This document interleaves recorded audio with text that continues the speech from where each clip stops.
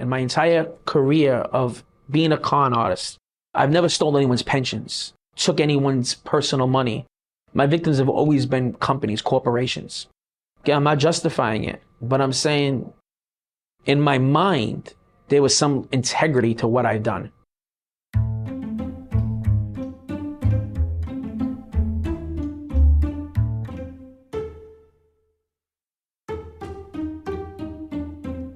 Was it Bruce Wayne, the rich tycoon, or Batman, who was the imposter? Clark Kent, the reporter, or Superman? Hedy Lamarr, the actress, or Hedy Lamarr, who patented a radio system that used frequency hopping to allow the American military to send coded messages that its enemies could not decipher.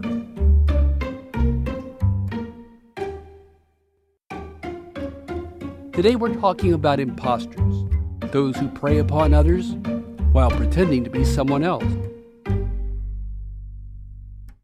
Every con artist, every scammer is an imposter. They must pretend to be someone else to get the sucker to willingly turn over their money. They may be the new love you met online, the person who found a lot of money and will share it with you if you can keep the secret. They pretend to be a relative who's locked in a foreign jail and need you to send cash for bail. They might even be the neighbor you've known for years who encourages you to invest in a real estate plan that will make you rich. You saw a neighbor, but the imposter was always lurking inside. With time, patience, and the right circumstances, the con artist could emerge, make a score, then disappear, leaving behind confused friends and victims. CBS 4 in Miami talked with Jimmy Sabatino, whose voice you heard at the beginning of this episode, about how he ran his scams. He was sentenced to 5 years of hard time, but despite stealing hundreds of thousands of dollars, he believed he was on moral high ground. In September, Jimmy Sabatino was sentenced to 5 years in prison after he was caught scamming some of the biggest hotels in South Florida out of nearly $600,000. It was the latest chapter in a lifetime of cons that have gained Sabatino worldwide notoriety. You don't mind if I refer to you as a con man? No, how can I? What the past is my past is my past. I understand why someone would refer to me as that, but it don't define me. When he was 18, he somehow convinced FedEx he was the president of the Miami Dolphins and tricked them into turning over packages containing $268,000 worth of Super Bowl tickets. He did 2 years in prison for that crime. Impulse control. I don't think it through. I don't think the ending through. He pulled other capers, conning Nextel out of $1 million in cell phones. But his most reliable targets have always been hotels. It's not as complicated as one might think it was. The reservation manager will receive a phone call. The conversation will be something along the lines of, this is so-and-so from Sony Music. I have a party coming into Miami. We're going to need to reserve X amount of rooms. He would then send a confirmation email to the hotel's finance department, pretending to be Sony's VP of Finance, James Harvey. In the case of all the hotels in Miami Beach, it was from a Gmail account. Here is one of those emails. We are requesting the direct billing of all charges, that is room tax and all incidentals. The Hilton wrote back eagerly, thank you for the opportunity. I would literally scratch my head in amazement that it worked, that it happened. It defied logic. At the Omni Hilton, he reserved 7 standard rooms and 3 presidential suites for more than 2 weeks. Why so many rooms? To hide all of the room service charges. Basically, the greed that they have, and I play off their greed. Sabatino had 144 bottles of high-priced champagne delivered one day to the presidential suite. The tip, almost $11,000. Hundreds of other bottles were delivered to other rooms. How are you converting that room service into cash? You don't think I was drinking 500 bottles of champagne, do you? I don't drink. Selling them. Some of the best clubs and high-end liquor stores in Miami were buying them at discounted prices. Let's now turn our attention to William Douglas Street of Detroit. For more than 40 years, Street assumed a number of identities, one of which got him a walk-on tryout with the Detroit Tigers. Along the way, he pretended to be an NFL player, a doctor, a lawyer, and was admitted as a student to an Ivy League school.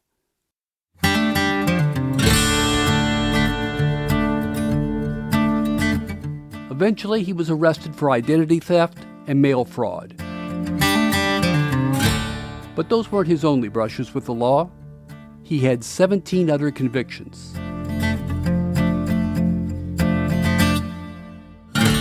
Street's attorney told the Detroit Free Press that his client created personas as a way to get a job. His criminal past made it nearly impossible to be hired. He needed money to live on, so he became someone who could get hired and receive a paycheck. One of his employers told the Free Press that he was so good at the job that if he straightened out, they'd consider hiring him back.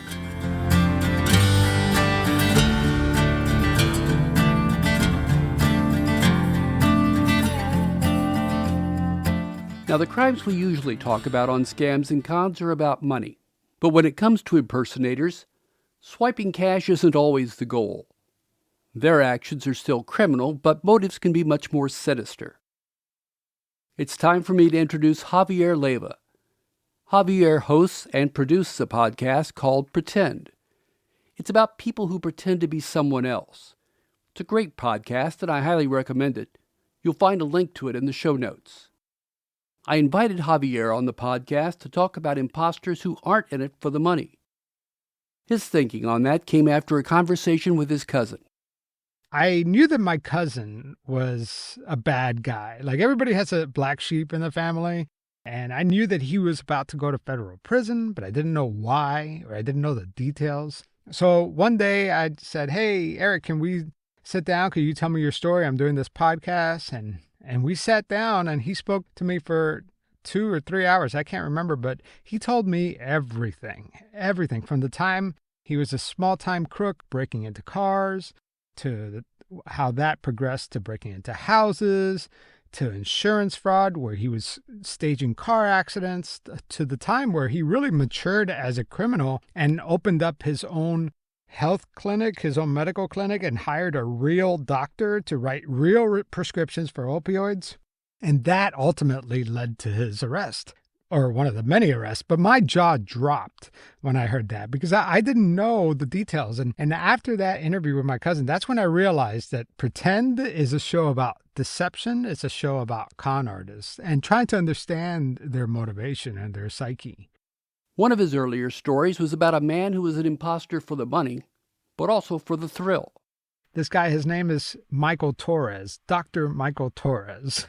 And he claims he is a treasure hunter, that he finds all these exotic artifacts from like a Peruvian burial mask that he found off of the Florida shore and all these treasures that he finds. And this is a guy that wears a fedora like Indiana Jones and actually has worked for a treasure hunting company. But this is a guy that is just doing it for the thrill of it. And he will tell you, he is such a convincing liar because I think he's convinced himself that he is this Indiana Jones-like figure.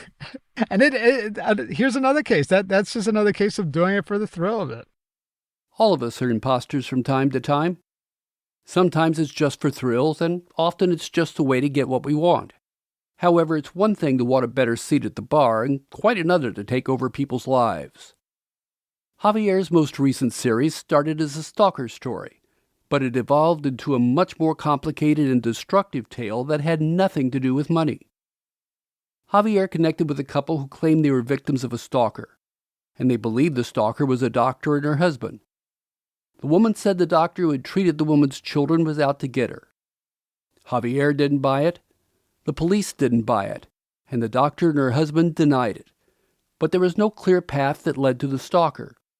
Javier and the police believed the woman, whom he called Claudia, was stalking herself. I can never imagine putting my child through so many medical procedures or taking my child's rights away just because to satisfy that need, that craving for attention. So that's the first barrier that people experience when they encounter a Munchausen by proxy case, is that they can't even conceptualize how this could be possible, therefore they dismiss it. And that scenario actually allows the Munchausen and the medical child abuse to continue. Munchausen by proxy perpetrators, they lack empathy. It is almost like a form of, I don't know if it a sociopath or a psychopath, however you want to describe it. But they, in my mind, are very akin to, like, let's say, serial killers, where there's this emotional detachment from their victims. You know, like, this is their kid. And yet they're able to drain blood out of their port or inject stuff into them so that they could appear sick, make them vomit, induce like so many symptoms that would lead them to have brain surgery, spine surgery, stomach surgery. I mean, there's no end, and they're treating their kids as objects rather than this person that came out of them. You know, like it seems unfathomable, right? The complete story of what the woman did and why her family accepted her fantasies as true is frightening. We can imagine how one person could be delusional, but how did she turn the rest of her family into imposters as well? Because I could understand how the mother could have Munchausen by proxy, but how could the father also share this same view? And they were so in sync in everything they were saying. They're lockstep at every turn. And so because of that, I'm thinking, there's no way that this father would allow this stuff to happen. But the father wholeheartedly believed everything that was going on. He went along with everything the mother said. It was like, jump, how high? You know, that kind of situation. And, there's not a lot of research that has been done in this space in terms of Munchausen by proxy, but the research that has been done shows that a lot of times the fathers react this way. Claudia was a skilled scammer. In addition to convincing doctors to perform medical procedures on her children, she convinced child protection officials to give her custodial care of their finances and prevent them from making important decisions about their lives. As of this recording, we don't know how the story ends. New evidence has surfaced and law enforcement has renewed its interest in the case. When it does end, Javier knows there will still be more stories to tell, and there's no end to the number of imposters around us. Almost like a drug addict, they have to one-up it each time. Like their fix needs to be a little bigger next time, and they get savvier as they refine their techniques. But yeah, I believe that the con artist is always there. It's just the difference is that we all probably have these inclinations, but we don't cross that line. The con artists cross the line, they get some sort of kick out of it, and they do it again. You've likely heard of Munchausen's by proxy. It's a trope among cop shows. You've also seen stories about men married to two different women at the same time. It happens, and David J. Earnhardt almost pulled it off in North Buffalo, New York.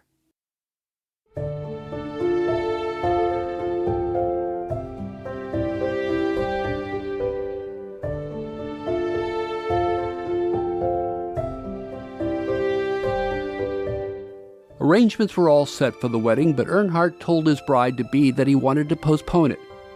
She knew he worked undercover for the Department of Homeland Security, and he believed the wedding could impact a dangerous case he was working on. What was dangerous was that the 51-year-old construction foreman came to the attention of the FBI.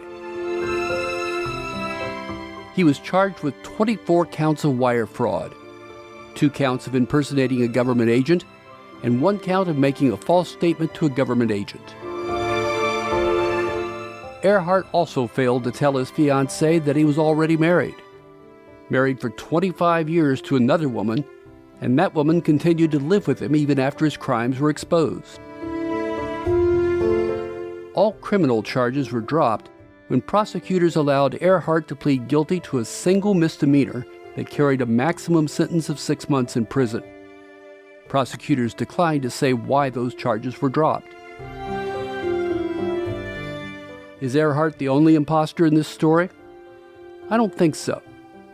Prosecutors dropped 24 charges for a reason. Perhaps they didn't have the evidence, but they declined to say. Maybe Earnhardt was an informant after all. Construction has always been rife with corruption. Prosecutors may have become imposters themselves to protect him. Earnhardt's legal wife may have been an imposter too. She told the Free Press that this was totally out of character for him. Did she know all along, or couldn't admit she'd been duped for so many years? Earhart's attorney said his client took $72,000 over a period of months from his fiancée, but not for the purpose of defrauding her. His love for her was genuine. We'll be back in 2 weeks. Thanks for listening.